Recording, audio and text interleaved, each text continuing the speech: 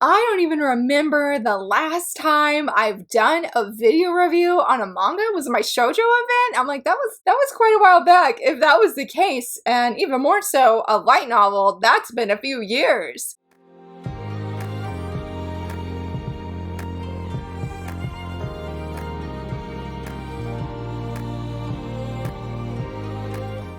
Hello friends, happy Friday. So very excited that you're here. So very excited that I'm here. Feeling a little bit rusty, a little bit nervous because like I said, I don't remember the last time I filmed a video review. It feels like it's been a hot minute, but it's so exciting to be back in at least filming reviews because I really love the opportunity to just gush to you guys of why I love, I was gonna say the manga that I do, but I am switching it up. I am reviewing a light novel. Very excited to talk about this, and that is the Villainess is the Heroine's biggest fan. I am reviewing volumes 1 through 3. This is a 4-volume series, and typically I would wait until the final volume was out to do a official review like this, but the 4th volume is out digitally, but since I don't have an e-reader, I'm having to wait for the physicals, and I was just too impatient, y'all. I was too impatient. I was like, I want to talk about this series. I believe I mentioned it in a previous reading wrap-up video that I have been staying away from light novels because I don't mind them. I enjoy them, but I never read them. And so I believe it was my friend Angie at Angie's Anthology, I believe is her hashtag or her username on Instagram. I'll leave it right here. She has been reviewing books from this publisher. I don't remember which book it was. No, I think it was The Tyrant's Etiquette Tutor. I keep talking about the Kickstarter in my manga news video. That is the series though. She read that and shared her thoughts, and I'm like, wow, this sounds really good. As I was browsing through this publisher's catalog, I came across this and I read the beginning. It was so funny, and I was like, if there's any light novel that can break the era or whatever it's been where I pick up a light novel and don't read it, I'm like, it will be this series. And hello, that is exactly what happened.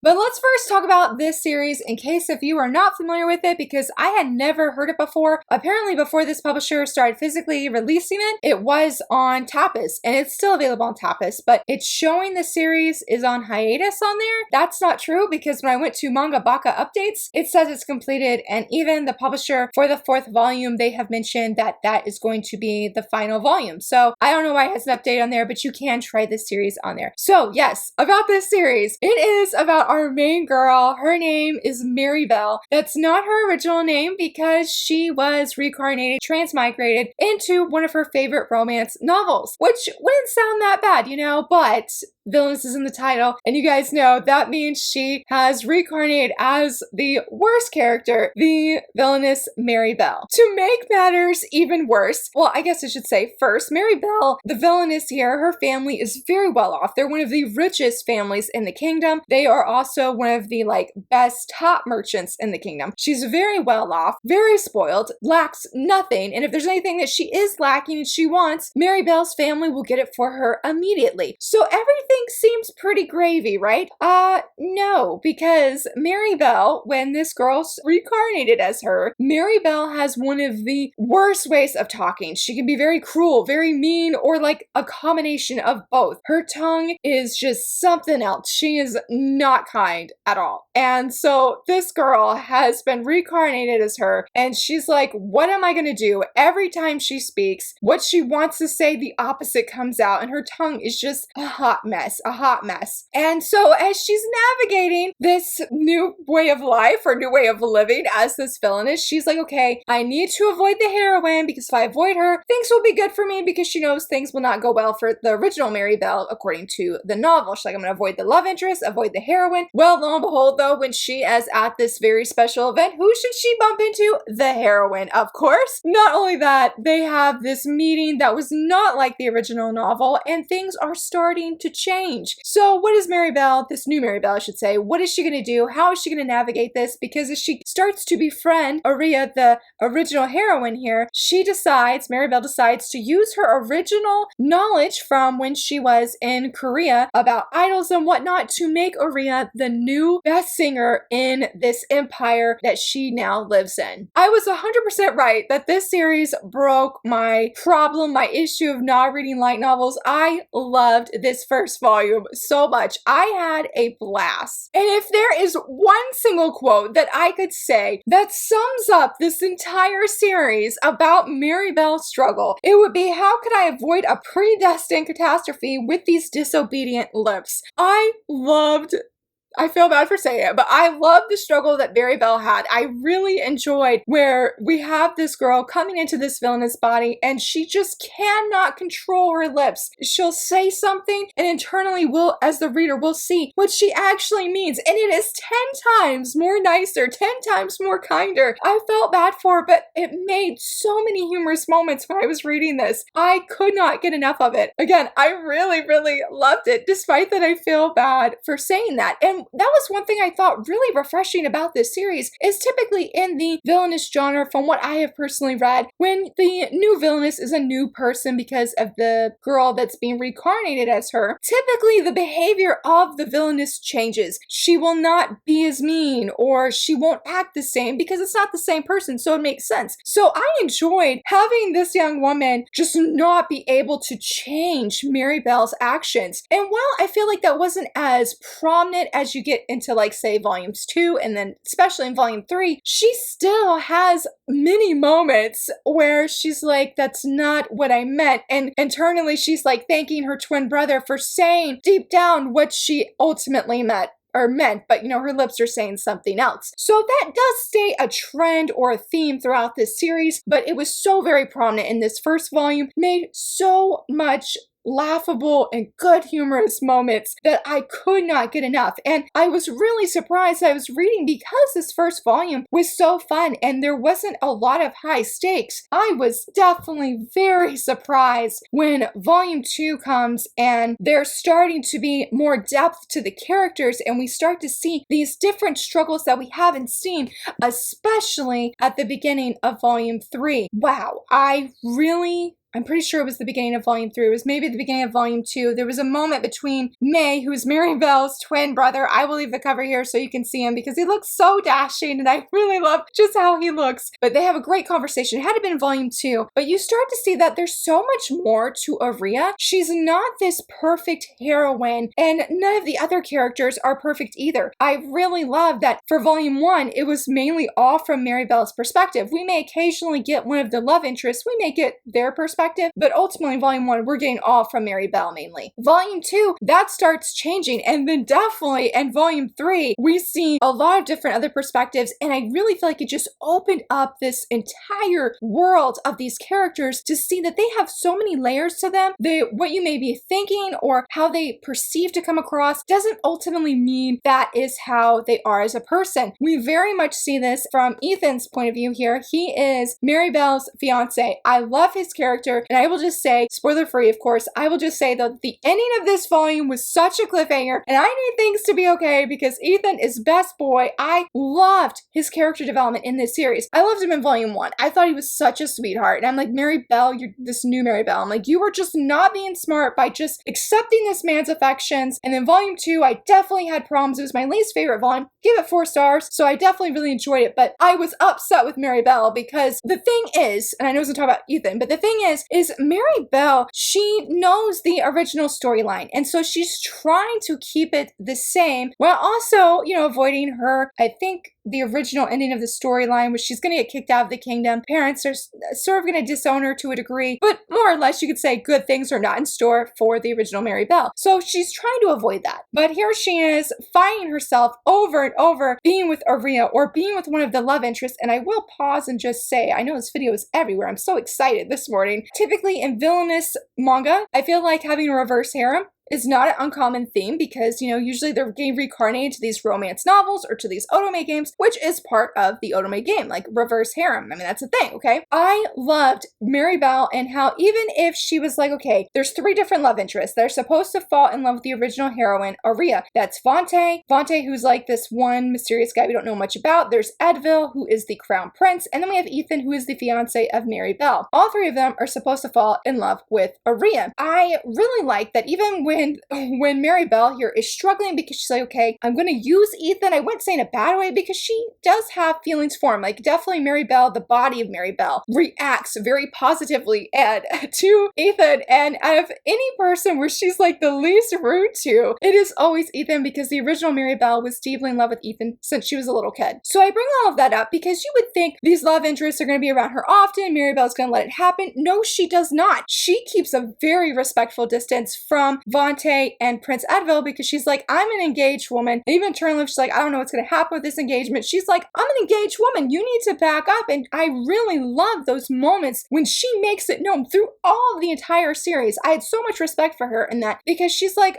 again, I am the fiance to Ethen. We cannot be meeting alone, even if it's for business transactions, even if it's because you want to tell me something and you know my secret. None of that. She does not put up with that. And so I really love how this was something different for me personally, and that it wasn't just accepted by the heroine. Not that I have a problem usually with that. I'm just saying for this series that I noticed if there was not an acceptance of it being a natural reverse harem. Mary Bell had so many respect points for me because of just how she consistently pushed Vontae and Prince Edville away. And if she had to meet with the Crown Prince, because he's the Crown Prince, that she made sure was always very respectful. She made sure it was a very short appointment. And then if she had to go alone, again, it was short, but then if she could, she would bring somebody with her. Again, I love that so very much. I know a lot of her motivation stems from Aria and Mary Bell wanting these love interests to fall in love with Aria. Things just don't go as planned. And one of those unhinged things, I feel like I was talking so much about Ethen, and then y'all, I forgot. I do apologize. The excitement is just going whatever the bunny trail wants to do this morning. But the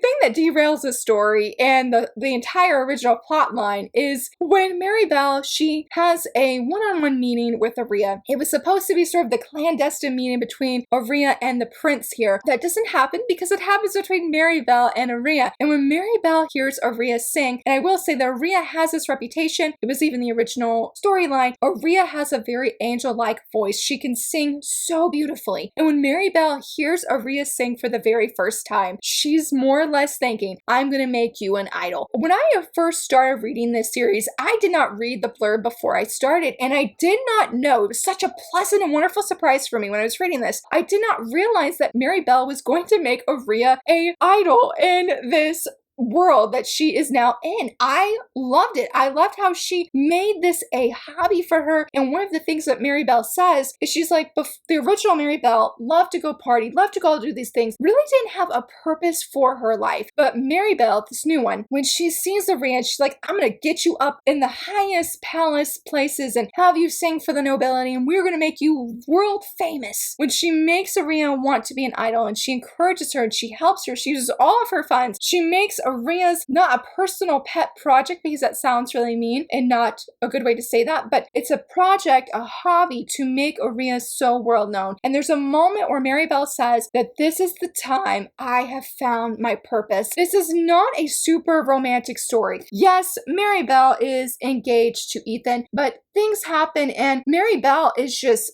totally stuck in a good way on making Aria this world famous singer. And so I really enjoyed seeing that unfold in this first volume. I found it very satisfying. We don't seem to know how Aria sounds. I feel like there's not a lot of description when it comes to that. I personally was okay with this. I didn't need any description, but there's often times when Aria goes to sing, like at the church or if she's on the streets, and I'll say Aria sang, and that's more or less all the description we get. So if you're looking for something that has a heavy music theme, because I definitely feel this series does, but doesn't go into description of how beautiful Aria sounds, I mean, she gets the nickname The Angel, and I really did love that because in my mind, I really feel like Aria sounds like an angel, just so beautiful. But yeah, there's not that description, so I'm just saying that out there as an FYI that's going to cut to the next scene. So a lot of this first volume really focuses on this new Mary Bell getting used to this tongue, getting used to this way of speaking, trying to avoid the love interest, but ultimately trying to make Aria popular, get her out there. And so I love that. It was so very satisfying. And so we're coming into volume 2. Things are just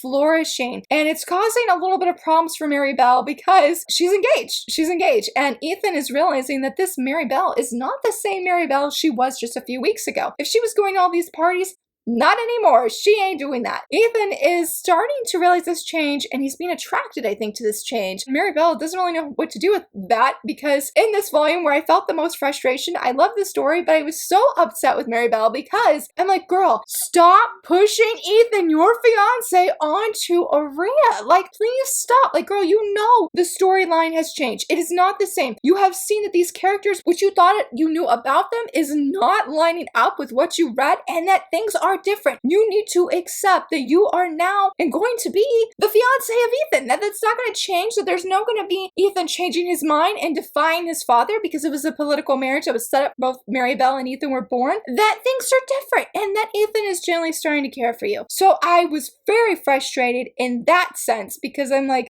no, please don't do that, okay? Aria's father shows up in this volume. We saw a little bit of him in volume 1. He is a horrible man, and I was just standing with Maribel in that she's like, she was giving him money due to things. Aria does not come from a very, I wouldn't say that she's extremely poor, but they don't have any money either. She is using singing right now that she's getting, and Maribel helping provide for. She was using that to provide for her father, who is a drunk, a gambler. He's a horrible human being, and I was with Maribel when she's like, you know what, stop saying that man money, because at the end of volume 1 or somewhere in there, Maribel invites Aria to actually live with her so that they, in an excuse to say, well, I need you close so that we can go do these performances on the street whenever we get the time and can do this. But Aria really struggles in this volume, and I honestly feel like this was Aria's time to shine, not as a singer or this idol that Maribel is making, but as a character. You really see that this heroine is not perfect, that she has struggles, and I was deeply touched by things that happen in that volume. I wrote down some quotes from it,